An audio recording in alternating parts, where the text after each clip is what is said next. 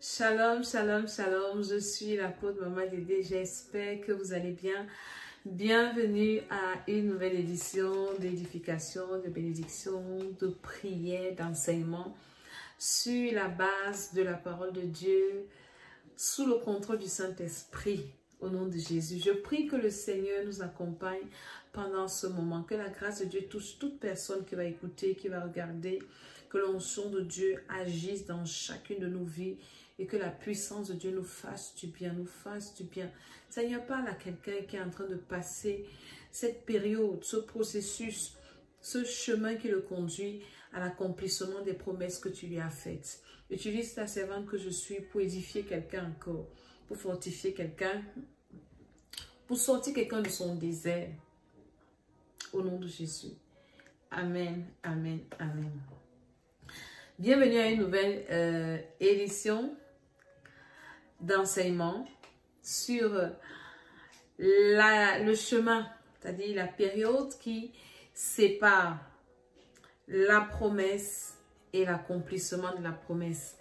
Nous avons déjà fait 2 vidéos et nous parlons du processus qui est vraiment ce temps mort-là, qui peut être un désert, qui peut être un temps de silence, qui peut être un temps qu'on ne comprend pas souvent ce qui se passe. Après avoir reçu plusieurs promesses de Dieu, que ce soit par des visions, par des songes, par des paroles prophétiques, pas même la parole de Dieu, et on se rend compte que le temps est en train de passer et on ne voit pas ce qui a été promis se réaliser. Toutes les fois où vous verrez mon visage, je vous parlerai de 2 choses. Je vous parlerai de votre éternité qui est la plus importante. La vie qui ne finit pas. Après la mort, ou bien après l'enlèvement. Après la mort. Laissez-moi dire après la mort. Et elle se prépare pendant que nous sommes encore sur la terre. C'est maintenant que tu prépares ton éternité en faisant la paix avec Jésus-Christ de Nazareth comme ton Seigneur et Sauveur personnel, en lui donnant ta vie, en marchant selon ses voies, en méditant la parole de Dieu, en priant tout le temps, en se connectant avec lui, en communion et en communiquant avec lui. C'est là où on prépare son éternité. Et c'est très important parce que l'éternité, que vous l'acceptez, que vous le vouliez ou pas, il existe. Un temps viendra où la terre s'y finira et chacun ira dans son lieu, en son lieu, pour rendre compte au Seigneur. Alléluia. Donc nous sommes là en train de préparer notre éternité, en train de supplier le Seigneur de nous accorder sa grâce, de nous maintenir dans ses voies, de nous accorder la grâce de terminer bien. Nous voulons pas être sur la terre en train de parler Jésus, Jésus, et qu'à la dernière minute, ils nous disent qu'il ne nous a pas connus. Donc nous sommes en train de préparer notre salut avec crainte et tremblement. Et j'invite toute personne qui n'a pas encore reçu Jésus à le recevoir. Et toutes les personnes qui l'ont déjà reçu, préparons notre éternité avec crainte et tremblement. Alléluia. Et après, je vous parlerai de votre destinée. La destinée qui est l'ensemble de bons projets que Dieu a prévus pour vous. D'autres appellent ça l'étoile. Ça dépend. D'autres appellent le destin. Quand Dieu vous envoie sur la terre, c'est pour venir accomplir ces bons projets. Mais maintenant, pour les accomplir, il faut se battre. Il faut combattre. Il faut affronter les puissances des ténèbres qui ne veulent pas voir quelqu'un lever la tête. Il faut affronter ces esprits méchants qui s'opposent à l'épanouissement des uns et des autres. Donc, c'est les 2 choses que je viendrai toujours vous parler toutes les fois que le Seigneur m'accordera la grâce de vous parler. Et tout cela commence par déjà recevoir Jésus. Et après avoir reçu Jésus, marcher dans sa parole. Après avoir marché dans sa parole ou en marchant dans sa parole, entrer dans le combat spirituel. Et pour entrer dans un combat spirituel ou dans le combat spirituel et avoir la victoire, il faut avoir de la connaissance. Il faut être enseigné. Il y a quelques temps, je parlais avec une servante de Dieu. Et nous étions en train de partager sur plein de choses et en train de prier en même temps. Et on était en train de parler de ce temps de désert là. Et j'étais en train de dire, mais beaucoup d'hommes de Dieu n'enseignent pas dessus. Il faut que les enfants de Dieu soient enseignés. Et beaucoup de personnes, quand elles sont dans cette période-là, qu'on peut également appeler Mara, cette période d'amertume, de difficulté, beaucoup se retrouvent en train de maudire Dieu. Beaucoup se retrouvent en train de murmurer. Beaucoup se retrouvent en train de faire des choses qui ne sont pas bien et qui jouent contre elles. Contre eux aussi. Pourquoi? Parce qu'on n'est pas enseigné. Pourquoi? Parce qu'on se dit, on n'a pas quelqu'un qui nous dit à côté que cette période que tu es en train de traverser, Dieu ne t'a pas abandonné. Dieu t'aime toujours. Voilà comment tu dois te comporter. Continue de prier. Ne rétrograde pas. Beaucoup ne sont pas enseignés et font marche arrière, rentrent en Égypte. Donc le Seigneur a mis ça dans mon esprit de venir parler à quelqu'un, de venir enseigner quelqu'un. Certainement, toi qui m'écoutes là, c'est la période dans laquelle tu te retrouves. Tu as reçu beaucoup de paroles prophétiques. Tu as fait de bons rêves. Tu te vois toujours. J'ai une de mes filles qui me raconte toujours ce rêve. Moi, je fais toujours le rêve où je suis avec les autorités, je suis avec les présidents, je suis avec les grands, mais je ne comprends pas. Pourquoi ma vie est comme ça? Alors que je rêve toujours que je suis avec les personnalités, ainsi de suite. Tu as besoin d'être enseigné. D'où cette série d'enseignements que je suis en train de faire. Quelle que soit la plateforme où vous allez voir cette vidéo, si vous voulez voir l'intégralité, allez sur ma chaîne YouTube, l'école d'Esther. Vous allez voir l'intégralité de cette vidéo. Sur ma chaîne YouTube, l'école d'Esther. Alléluia. Abonnez-vous.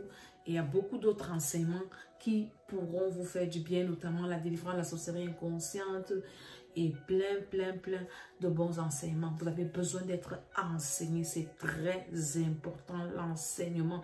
La Bible dit, c'est Dieu qui dit. Mon peuple périt parce qu'il lui manque, Osée 4:6, la connaissance. Et il dit, puisque tu as rejeté la connaissance, je te rejetterai aussi. Amen, amen. Donc aujourd'hui, nous allons prendre un exemple biblique. Je voulais continuer. La dernière fois, on a parlé de l'obéissance. On a d'abord parlé de la foi. Quand Dieu vous fait des promesses, il faut croire. Et la foi, ce n'est pas seulement d'espérer, mais de poser des actes. La foi sans les œuvres est une foi morte. Je crois, oui, mais parce que je crois, je prie, j'obéis. Voilà ce que je fais. Après, on a parlé de l'obéissance. Si Dieu vous fait des promesses, vous croyez. Et maintenant, Dieu vous dit comment il faut marcher. Vous ne marchez pas, vous désobéissez. Vous n'allez jamais arriver à votre Canaan, à votre terre promise, à l'accomplissement de ces bonnes promesses. Aujourd'hui, je vais vous parler d'un exemple. Je voulais continuer à parler de l'obéissance, mais ça entre dans l'obéissance. Mais le Saint-Esprit a mis dans mon esprit de prendre un exemple biblique et d'étudier avec vous pour que vous voyez un peu comment ce personnage biblique a géré sa période de processus jusqu'à l'accomplissement de sa promesse. Et il y a plein d'exemples bibliques. Je voulais prendre un à la fin. Le Saint-Esprit m'a dit commence par le commencement. Aujourd'hui, je vais vous parler du père Abraham, du patriarche Abraham. Abraham était un homme qui est né dans une famille où on adorait le Dieu Lune. Donc c'était un adorateur. Et il était dévoué dans son adoration. Et Dieu, dans sa préséance, selon Genèse 3, verset 15, après la chute au jardin d'Éden, a prévu sauver l'homme. Et Dieu s'est choisi, d'après lui, selon lui, d'après sa suprématie, un homme par lequel devait venir le Christ. Et cet homme-là s'appelait Abraham, notre père, le père de la foi, le patriarche, l'ami de Dieu. Et c'était un homme qui ne connaissait pas Dieu, mais qui connaissait, adorait. Et il a intéressé Dieu. Et Dieu a dit, bon, je vais te prendre comme modèle. Je vais commencer avec toi. Et dans Genèse 12, le verset 1, la Bible nous dit que Dieu dit, est-ce que tu as ta Bible? Parce qu'on va lire. Genèse 11, Dieu parle la généalogie. Après la tour de Babel, Sem, ainsi de suite. Nous devons lire nos Bibles, que Dieu nous aide à lire nos Bibles. Maintenant, Genèse 12, la Bible dit que l'Éternel dit à Abraham, va-t'en de ton pays, de ta patrie et de la maison de ton père, dans le pays que je te montrerai. Je ferai de toi une grande nation et je te bénirai. Je rendrai ton nom grand et tu seras une source de bénédiction. Je bénirai ceux qui te béniront et je maudirai ceux qui te maudiront. Et toutes les familles de la terre seront bénies en toi. Voilà un homme comme ça. Je ne sais pas comment Dieu lui a parlé. C'est tellement dans les songes. Quand vous lisez la suite de l'histoire, vous vous rendez compte que Dieu apparaît à Abraham. C'est tellement dans les visions, dans les songes. Peut-être il dort et il fait un rêve, comme toi et moi. Et Dieu vient lui parler. Quand je dis Dieu, quelqu'un. Mais quand Dieu te parle, tu sais que c'est Dieu. Parce que tu sens la différence. Tu sens la suprématie, la puissance, la force. Et un être vient lui parler pour dire, quitte, va-t'en de ton pays, de ta patrie, de la maison de ton père. Moi, je vais te bénir. Je ferai de toi une grande nation. Je rendrai ton nom grand. Et tu seras une source de bénédiction. Je bénirai ceux qui te béniront. Et je maudirai ceux qui te maudiront. Et toutes les familles de la terre seront bénies en toi. Waouh! Quel bon rêve, quelle grande promesse. Tu rendras mon nom grand. Je serai une multitude. Je serai béni. Je serai élevé. Je serai avec les grands. Voilà une bonne promesse, une belle promesse. Mais à la condition, quitte. Nous revenons sur l'obéissance. L'obéissance n'est pas une instruction. Quand tu veux quitter de la promesse à l'accomplissement, tu ne dois pas obéir une seule fois. Tu dois obéir à toutes les instructions. Parce qu'à chaque étape, il y aura des instructions. À chaque étape, il y aura des recommandations. À chaque étape, il y aura des directions à suivre, des commandements, des ordonnances. À chaque étape, il y aura quelque chose à faire. Quitte. Abraham se lève. La Bible dit que Abraham partit comme l'Éternel le lui avait dit. Il ne discute pas. Il était âgé de 75 ans. Ce n'était pas un enfant. Lorsqu'il sortit de Charan, il a pris sa femme, Lot, son neveu, tous les biens qu'il possédait. Ça veut dire qu'Abraham n'était pas pauvre. Donc, un homme riche comme ça, tu viens lui proposer encore plus de richesse, plus de bénédiction. Ce n'est pas qu'Abraham avait faim ou bien qu'il n'avait rien à faire. Il n'était pas seul. Il avait des gens sous lui. Il avait des serviteurs. Il avait des biens. Il a pris tout ce qu'il possédait et il est parti pour aller à Canaan. Dieu certainement lui avait indiqué là où il partait.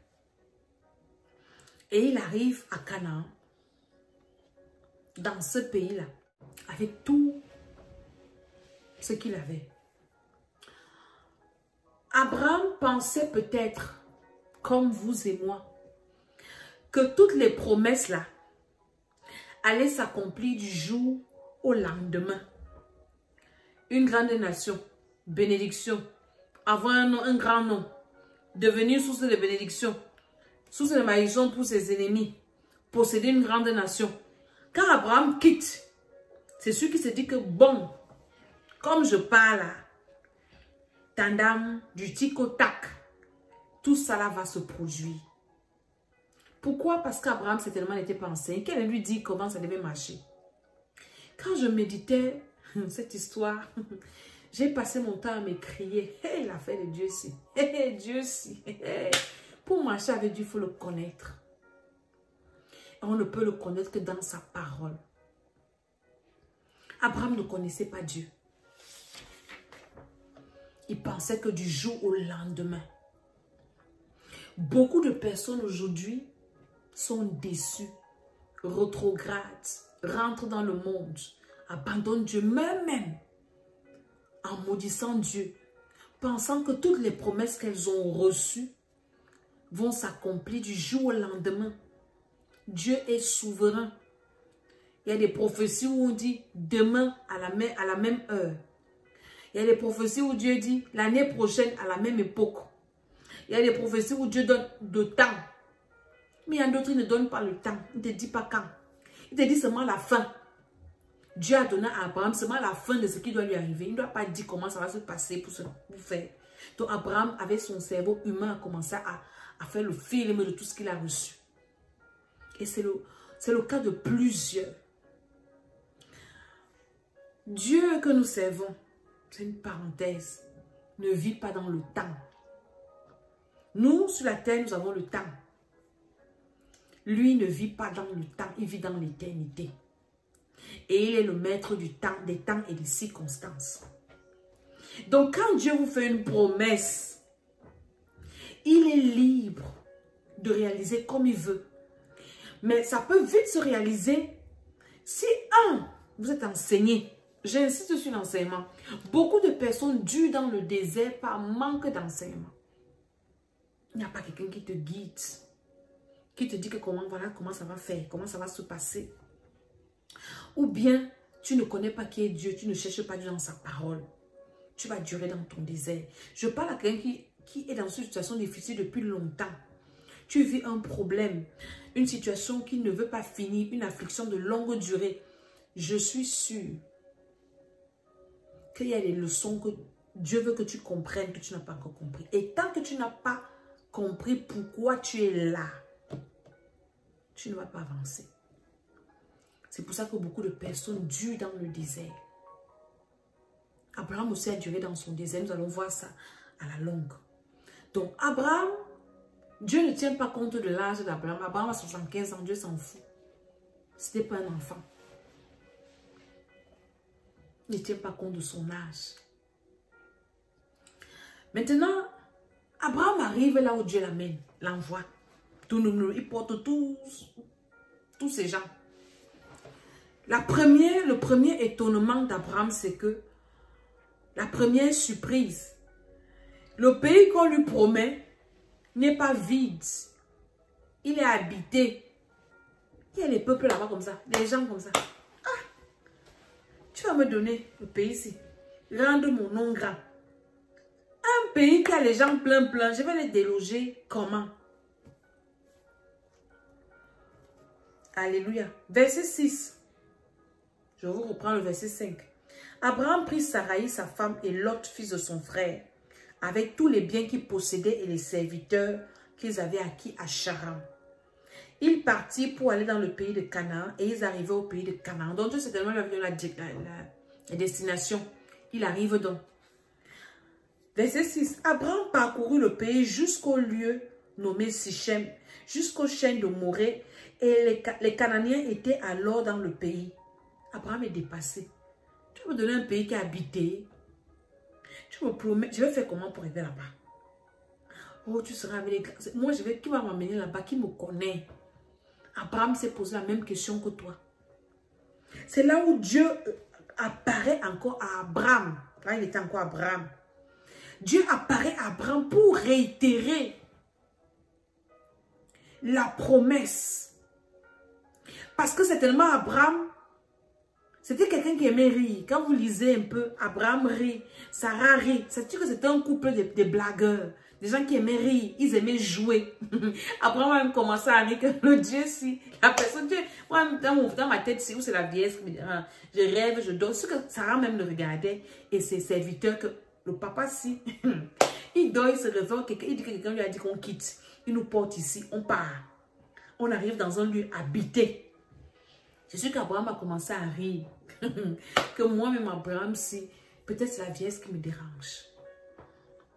Dieu apparaît encore à Abraham. Verset 7.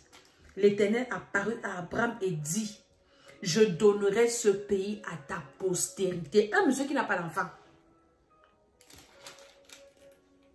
Alléluia. Et ça continue. Et Abraham bâtit là un autel à l'Éternel qui lui était apparu. Abraham a dit, ok, tu es revenu me parler. Mon étrange ami. Hein? Mon étrange ami qui m'a d'abord parlé. Comme tu es revenu encore me parler, je comprends que tu es là, tu es réel, tu me vois, tu vois mes mouvements, tu as vu que je suis partie.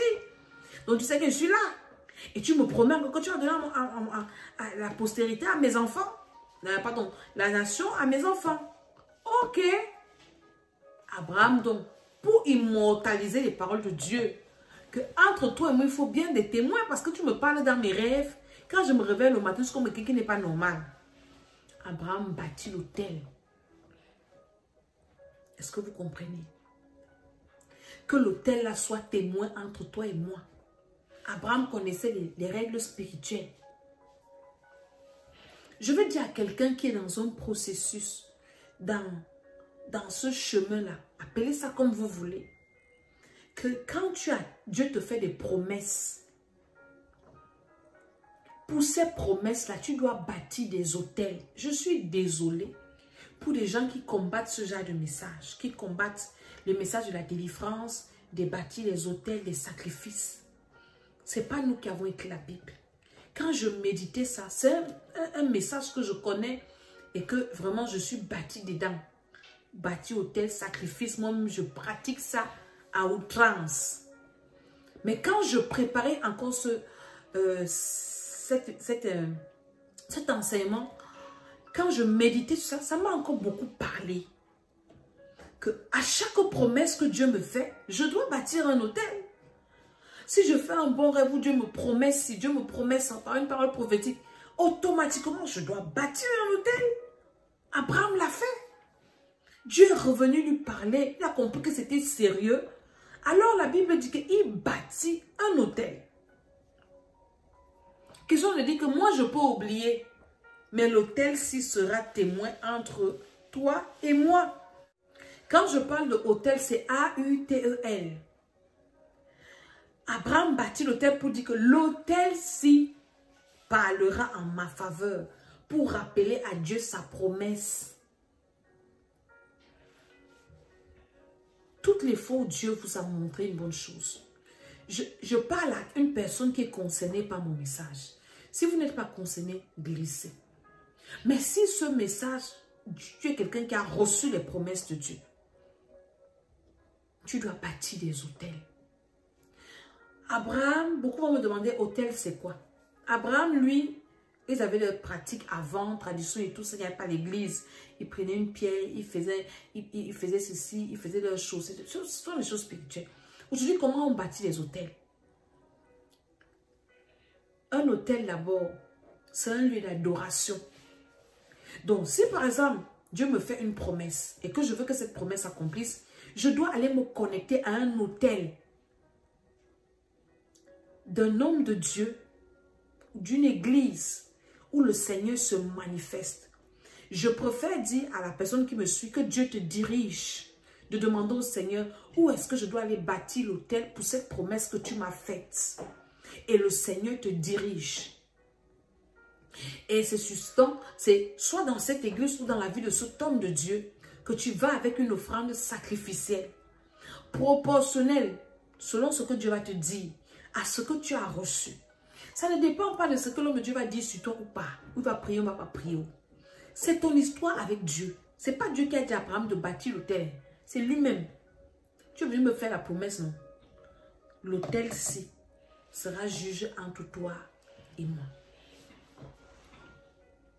Donc, le Seigneur vous a fait des promesses et ça ne réalise pas. Est-ce que vous avez bâti les autels pour ces promesses-là? C'est la Bible qui nous dit. Moi-même, ça a encore beaucoup parlé à mon esprit pendant que je préparais cet enseignement. Abraham est parti bâtir l'autel.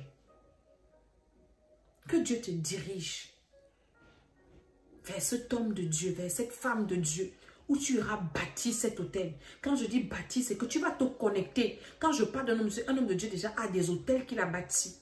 Et donc, toi, tu vas tisser une alliance avec un homme de Dieu qui a un autel fort, qui peut parler en ta faveur pour l'accomplissement de cette promesse-là.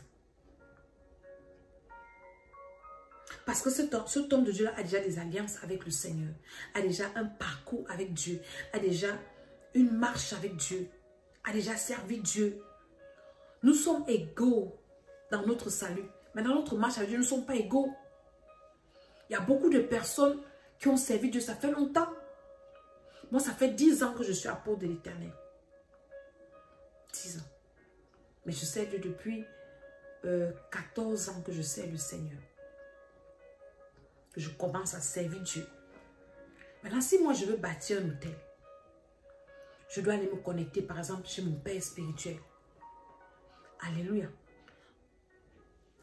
Et toi, peut-être qu'il y a, je ne sais pas combien dans le Seigneur, et je pense Dieu peut me diriger vers n'importe qui, je m'en vais bâtir mon hôtel. C'est pour ça qu'il faut avoir la révélation. Il faut avoir la direction. Alléluia.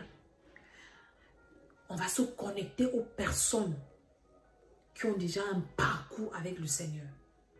Des personnes qui sont spirituellement assises. Tu bâtis cet hôtel. Tu connectes ta vie à l'autel de cette personne-là. Et ça va parler en ta faveur.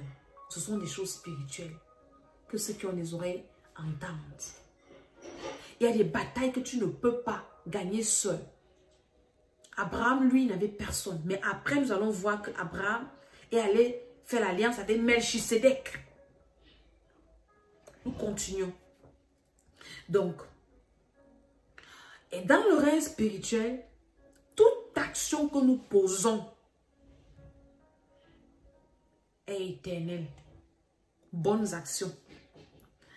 Les mauvaises actions demeurent, mais quand on se répand, Dieu efface.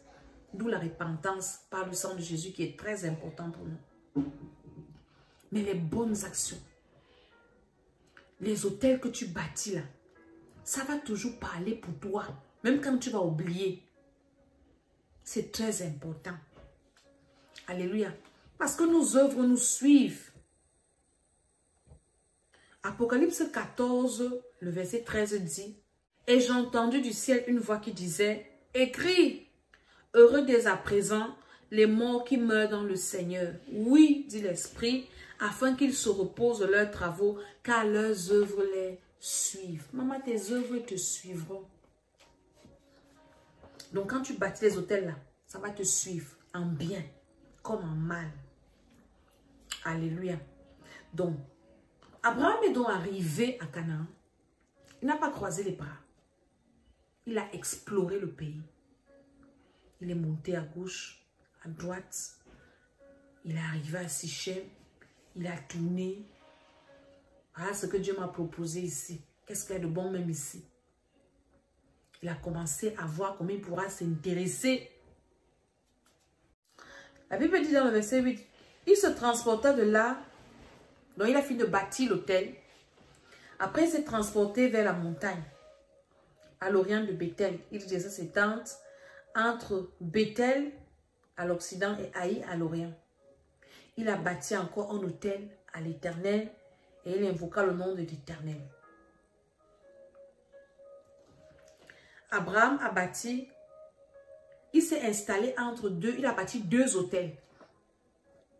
Et il a fait ses tentes, le papa la connaissait les choses de l'esprit. Et il a fait ses tentes entre les 2 hôtels. C'est là-bas qu'il habitait. Donc, il sait qu'il est en sécurité. Un hôtel en bas, un hôtel en haut. Il est au milieu. Donc, il a bâti ces deux hôtels et il s'est mis au milieu. Mais une chose donc est arrivée. La Bible dit quoi? Et c'est ce qui nous arrive toujours. Abraham continua ses marches en avançant vers le midi. Tonton Abraham, Dieu t'a envoyé à Canaan. Assieds-toi. Tu marches, tu vas où? Quelque chose s'est passé. Et j'aimerais que ça soit un point de prière. Pendant que je préparais cet enseignement, moi-même j'ai prié par rapport à ça. Et ça doit être un point de prière. Bien aimé, l'ennemi, notre ennemi qui est le diable, connaissant peut-être la destinée de quelqu'un, pouvant voir l'avenir, Dieu a des bons projets. Satan ne peut pas bloquer ça. Il ne peut pas empêcher que ça arrive. Mais qu'est-ce qu'il fait? Ce qu'il a fait à tonton, à papa Abraham ici. Il va créer des circonstances. Il va créer des situations pour que nous fassions des erreurs, pour que tu fasses des erreurs. Ces erreurs-là qui vont te faire souffrir ou qui vont te faire durer dans ton désert. Ou bien ces erreurs-là qui vont avoir des conséquences graves. De telle sorte que même si tu arrives là où Dieu t'a envoyé, tu vas souffrir. Pourquoi? À cause de tes erreurs. Il va créer des problèmes. Qu'est-ce qu'il a fait dans le cas de papa Abraham? Il a suscité la famine. Nous sommes dans le verset 10. Il y eut une famine dans le pays et Abraham descendit en Égypte pour y séjourner car la famine était grande dans le pays. Abraham est déjà arrivé là où Dieu lui a dit qu'il doit être. Abraham, bien qu'il continuait ses marches, est quand même resté là où Dieu a dit. Et le diable regarde ça. Il dit que toi, Abraham, donc tu veux faire ce que Dieu t'a dit. Donc tu veux avoir un grand nom. Donc tu veux être une source de bénédiction. Je ne vais pas te laisser avoir ça facilement. Bam! Le gars crée la famine. Abraham voit qu'il a les gens. Je ne suis pas parti seul. J'ai pris Lot. J'ai pris mes serviteurs. Ils ont des familles. Lot même a sa famille. On va venir mourir dans le désert ici. Ils vont me lapider. Abraham panique. Au lieu donc qu'Abraham rentre voir le Dieu. Certainement Abraham ne savait pas prier. Je me dis. Parce que si Abraham était enseigné. Si Abraham connaissait Dieu. Au lieu de s'affoler. Il allait aller prier. Demandons au Seigneur. Tu m'as dit de venir ici à Canaan. J'ai déplacé tout mon bataillon, toute mon armée. Mes serviteurs, j'ai les familles sous moi. J'ai la fille de Truie qui m'accompagne.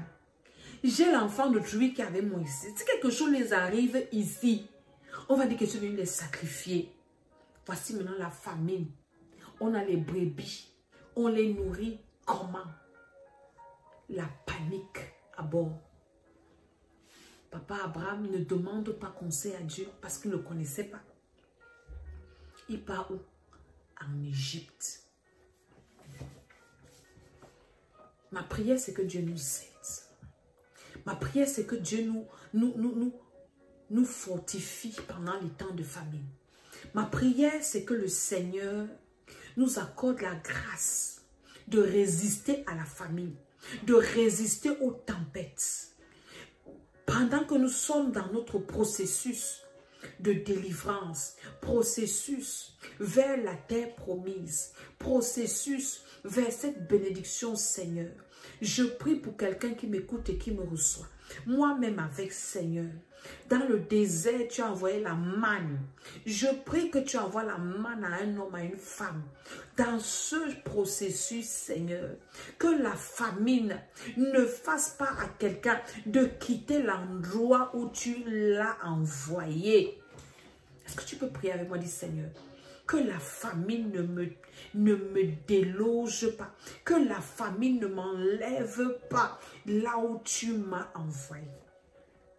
Nous avons beaucoup d'exemples dans la Bible, l'exemple de Ruth. À cause de la famine, Ruth est descendue à Moab avec sa famille, où tout le monde est parti mourir. La famine ne les a pas tués, mais là où ils sont partis, c'est là-bas que la mort les attendait. Oui, Naomi, papa Ruth, l'histoire de Naomi. Jésus même, la famine. Donc la famine, c'est un esprit qu'on doit chasser et combattre. Parce que c'est ce que le diable utilise toujours pour amener les gens à se compromettre. Qu'est-ce que je vais manger? Qu'est-ce que mes enfants vont manger? Ça peut être les problèmes, ça peut être la maladie, ça peut être la souffrance, ça peut être la précarité, ça peut être ceci. Où tu vas commencer à réfléchir. Je suis dans un pays, mes factures, comment je vais faire? Seigneur, je fais comment? Seigneur, je vais où? Alors on commence à fabriquer les histoires dans nos têtes. La Bible dit, quand vous continuez la lecture, Abraham dit à Sarah, maintenant, le Dieu qui lui apparaît, il ne le connaît pas. Sarah devient son Dieu. Il dit à Sarah, comme on descend là, il faut que tu dises que tu es ma soeur, pour que mon âme vive à cause de toi. Donc maintenant, Sarah devient le Dieu d'Abraham qui va donner la vie à son âme. Est-ce que vous voyez comment Satan joue le baseball dans les cerveaux des hommes? Et quand tu n'es pas enseigné, tu vas faire ce genre d'erreur. Le père Abraham pouvait faire ce genre d'erreur parce qu'il n'était pas enseigné. Et c'était une nouvelle relation qu'il avait avec Dieu. Beaucoup ont fait ce genre d'erreur parce qu'il n'y avait pas les enseignements. Moi-même qui vous parlais des erreurs comme ça que j'ai faites. Parce que je n'ai pas reçu ce genre d'enseignement-ci. Et le Seigneur m'a dit, tu dois aller enseigner les autres pour qu'ils ne fassent pas ce genre d'erreur. Et je prie que cette vidéo arrive dans les extrémités de la terre. Toi qui vas la regarder, partage-la. Je sais qu'il y a beaucoup d'enfants de Dieu qui se retrouvent dans cette situation, mais qui n'ont pas, ils ne savent pas quoi faire. Il y a d'autres formules qu'on va commencer à faire. Non, un corbeau nourricier va venir te nourrir. Ainsi, on commence à développer des stratégies et des tactiques. Pourquoi? Pour entacher notre destin. Pour entacher les promesses que Dieu a faites. Oui, c'est après peut-être qu'on va écouter, on va se repentir, mais on aura déjà commis l'erreur. Il y a des erreurs que Dieu pardonne, hein? Oui, mais il y a des conséquences. Tu vas porter ça en toi jusqu'à ce que tu vas quitter la terre. À moins que Dieu ne te fasse grâce. Il y a des conséquences qui vont peser sur ta tête jusqu'à ce que tu quitteras la terre. Je vais prier pour quelqu'un encore qui est dans ce processus et qui ne sait pas quoi faire. Que le Seigneur pourvoie. Que le Seigneur te donne les moyens, que suscite les hommes et les femmes pendant que tu traverses ce désert. Des hommes et des femmes qui vont te soutenir. Que le Seigneur pourvoie pour toi, qu'il envoie la manne pour toi. Au nom de Jésus-Christ de Nazareth. Au nom de Jésus-Christ. Que le Seigneur le fasse pour toi. Afin que tu ne fasses pas l'erreur de Père Abraham. Et cette erreur-ci a maintenu le vieux dans le désert pendant 25 ans. L'enfant qu'il attendait n'est pas venu d'aussitôt parce qu'il est descendu en Égypte. Je crois que s'il ne descendait pas en Égypte, même quelques années plus tard, Sarah devait avoir un enfant. Et la promesse allait être en cours. Mais cette erreur de l'Égypte là a prolongé son désert, a prolongé l'attente, a prolongé la date de l'accomplissement de la venue, a éloigné la venue d'Isaac. Abraham descend en Égypte. Il me dit qu'à cause de Sarah, on a traité bien Abraham. On lui a donné, verset 10, hein, verset 16, il traita bien Abraham à cause d'elle. Abraham reçut des brebis, des bœufs, des ânes, des serviteurs, des servants, des ânesses et des chameaux. Est-ce qu'Abraham n'avait pas ça? Le diable nous amène toujours à nous compromettre pour des satisfactions éphémères. Oui, le pain, je veux manger. Mais tu es en train de manger ta vie, ta destinée. Ma prière, c'est que quelqu'un écoute ce message. Ma prière, c'est que quelqu'un prenne en considération ce message, quelqu'un partage ce message. Les moutons-ci, les bœufs-ci, les chameaux-ci. Abraham, est-ce que ça équivaut à 430 années de servitude? Parce que c'est à cause de ça que sa postérité, que Dieu avait bénie, est partie en esclavage en Égypte pendant 4 générations. Abraham, à cause des bœufs, des brebis, des ânes et des serviteurs, des servantes. Donc, parmi les servantes, dans la sorcière Agar dedans.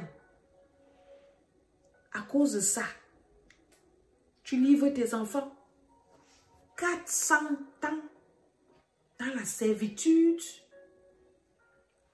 Les bœufs là équivalent à 400 années de travail d'un peuple, de souffrance, de rude servitude. Que le Seigneur nous aide. Et si tu es là, tu as déjà fait ce genre d'erreur, je prie pour toi que Dieu t'aide à corriger ça. Il est le Dieu de toute grâce, le Dieu qui restaure, le Dieu qui remplace les années que le diable et ses agents ont détruit, le Dieu qui fait du bien, que ce Dieu-là te fasse du bien et qu'il t'aide. Alléluia. C'est certainement après avoir commis l'erreur qu'Abraham se rend compte qu'il a commis l'erreur. Il n'avait personne. Tu vois l'importance d'avoir un parent spirituel, des parents spirituels, d'avoir des personnes qui ont la maturité spirituelle. Tu ne peux pas servir Dieu seul. Tu n'es pas Melchizedek. Il y a toujours une personne qui est passée là avant toi, qui doit te dire que ici, là, c'est le danger. Ne fais pas ça. Ça va te brûler. Ce n'est pas bon. C'est un mauvais chemin. Abraham n'avait personne. Donc, il pouvait faire ses erreurs. Lire son heure. Mais il en a lu. Hein? La Bible dit que Dieu a frappé Pharaon et les a libérés. Abraham se rend compte qu'il a commis une erreur. Il rentre donc là où Dieu l'a envoyé. Est-ce que vous voyez que Dieu ne peut pas nous vouloir du mal? Là où Dieu envoie Abraham, si Abraham était caché. Quand Abraham va en Égypte, il quitte la cachette pour aller s'exposer. Vous avez lu là qu'à Canaan, un homme a convoité Sarah. Non, parce que Dieu savait qu'il peut vivre là-bas avec sa femme, personne ne le déranger. Mais dès qu'il arrive en Égypte, bam, les yeux étaient sur Sarah. Elle est belle. On récupère. Jusqu'à ce que les serviteurs de Pharaon partent la vanter. Parfois, tu te mets quelque part pour te cacher. Toi-même, tu ne peux pas encore t'exposer. Tu n'es pas encore arrivé. Tu es encore en train de te chercher. Cache-toi. Un peu, tu as filmé, tu as snappé, tu as mis sur Internet. Je suis en train de planter le manioc. Je suis en train de planter 2 graines d'arachide. Ça va me faire, je ne sais pas combien. Tu montres tout, tu dis tout, tu parles tout. Cache-toi. Dieu a caché Abraham. Il a porté lui-même sa femme. Il est parti exposer les conséquences de ça. Vous savez, la parole de Dieu, parfois quand on la médite, on se dit si on pouvait recommencer la vie. Mais c'est en Jésus qu'on recommence la vie. C'est Jésus qui nous permet de mettre notre vie au propre, par son sang. C'est pour ça qu'il faut marcher avec Dieu. Il faut persévérer. Et au fur et à mesure, le Seigneur nous permet, il nous accorde la grâce de nous repentir, d'implorer la miséricorde de Dieu, d'implorer le sang de Jésus pour laver, regretter le passé du Seigneur. Franchement, pardonne-moi, aide-moi. Et Dieu aide. Mais tu lis quand même ton heure. Abraham a lu son heure. Il rentre maintenant.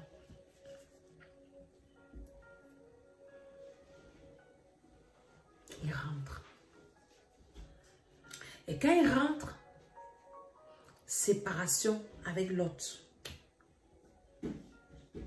Dans ton processus là, Dieu te maintient dans ce désert là, dans les problèmes là. Parce qu'il veut te séparer d'abord de certaines personnes. Ne sois pas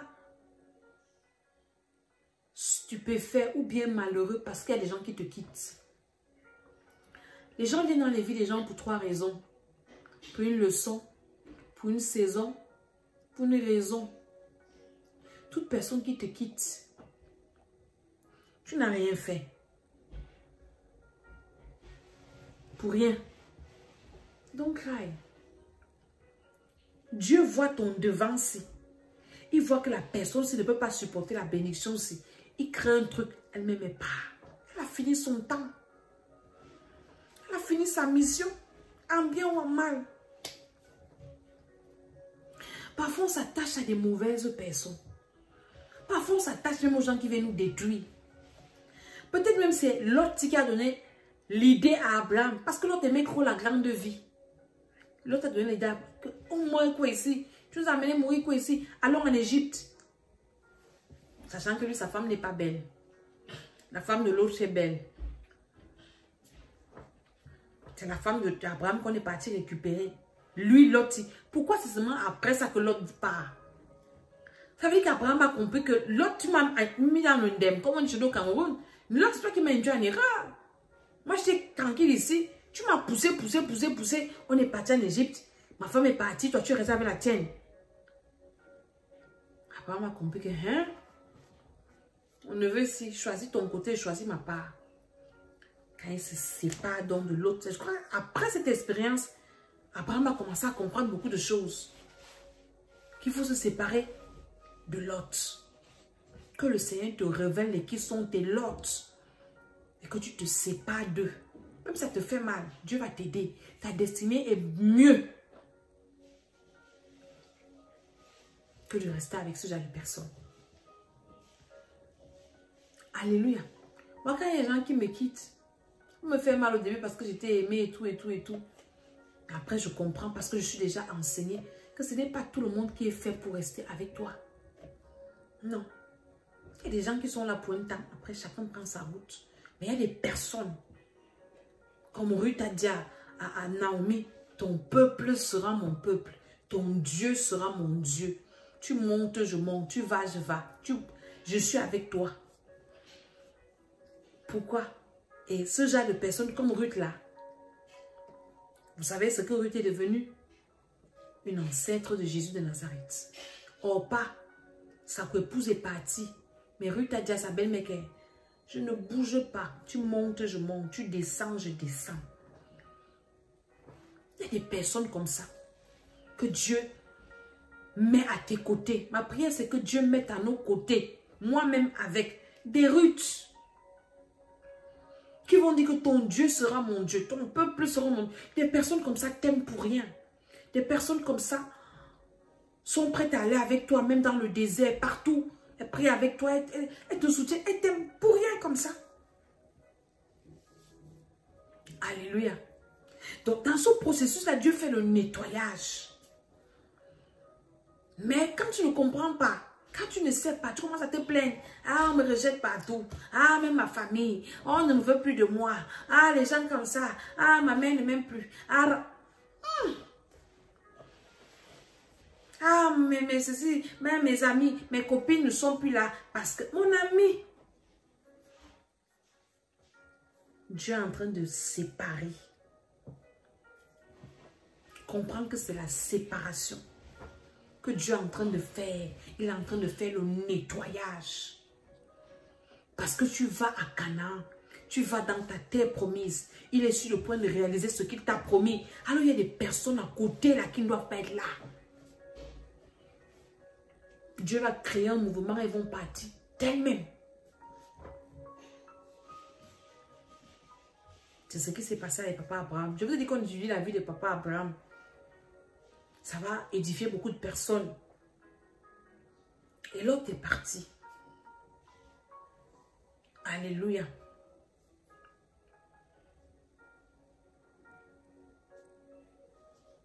Ce que j'aime dans cette histoire, c'est que Dieu parle toujours à Abraham. Quand l'autre part, verset 14, Genèse 13, Dieu revient parler à Abraham. Ça veut dire que depuis là, Dieu ne parle pas à Abraham.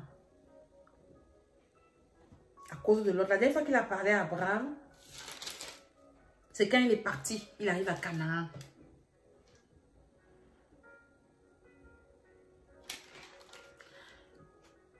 Dieu lui fait la promesse, la famine arrive, il part. Dieu ne lui parle plus. Il rentre. La Bible ne dit plus que Dieu lui a parlé. Dieu est parti seulement frapper Pharaon. Que la femme de tuer laisse. Maintenant, Abraham a certainement compris beaucoup de choses. Il se sépare de Lot. Dieu revient donc parler à Abraham. L'Éternel dit à Abraham, après que Lot se fut séparé de lui. Pourquoi la Bible, la Bible Genèse, c'est Moïse, le serviteur de Dieu qui a écrit ça. Donc, ce qui est écrit dedans là, c'est lourd de signification et c'est très important. Quand la Bible dit que Dieu vient parler à Abraham et précise que c'est après que Lot soit parti, ça veut dire que Lot était un obstacle. Après que Lot se fut séparé de lui, lève les yeux et du lieu où tu es, regarde vers le nord et le midi, vers l'Orient et l'Occident, car tout le pays que tu vois, je le donnerai à toi et à ta postérité pour toujours. Dieu vient réitérer la promesse. Je rendrai ta postérité comme la poussière de la terre, en sorte que si quelqu'un peut compter la poussière de la terre, ta postérité sera aussi comptée. Lève-toi, parcours le pays dans sa longueur, dans sa largeur, car je te le donnerai. Dieu donne maintenant les instructions. Il dit, lève-toi. Je vais te donner le pays là. Fais le tour. C'est pour toi. Prends déjà même position. Alléluia. Fais le tour.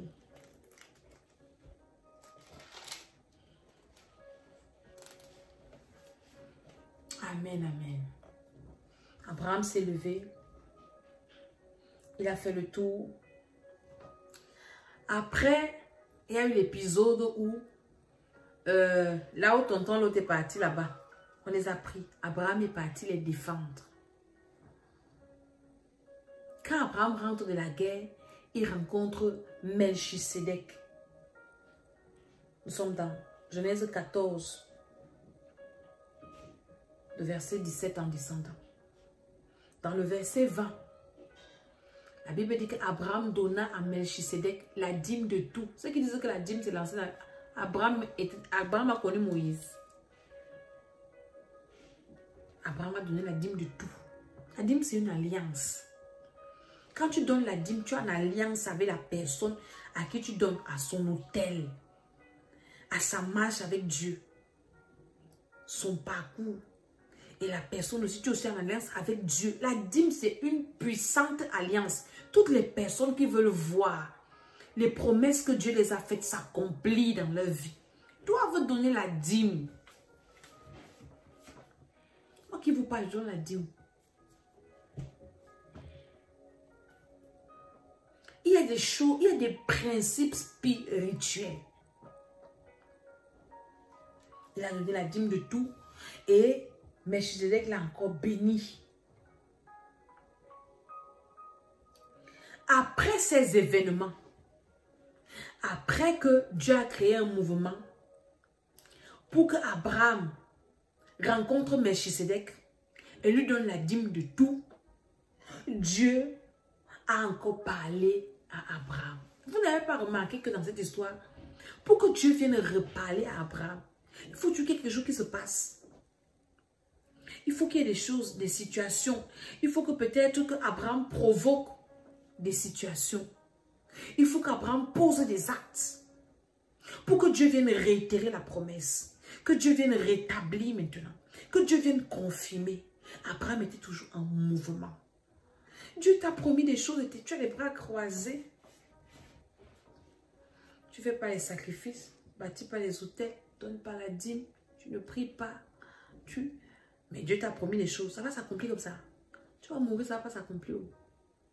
C'est moi qui te parle. Dieu vient reparler à Abraham. Verset 15. Il dit, je suis ton bouclier, ne crains point, et ta récompense sera grande. C'est là où Abraham alors dit que me donneras-tu? Ça fait combien d'années?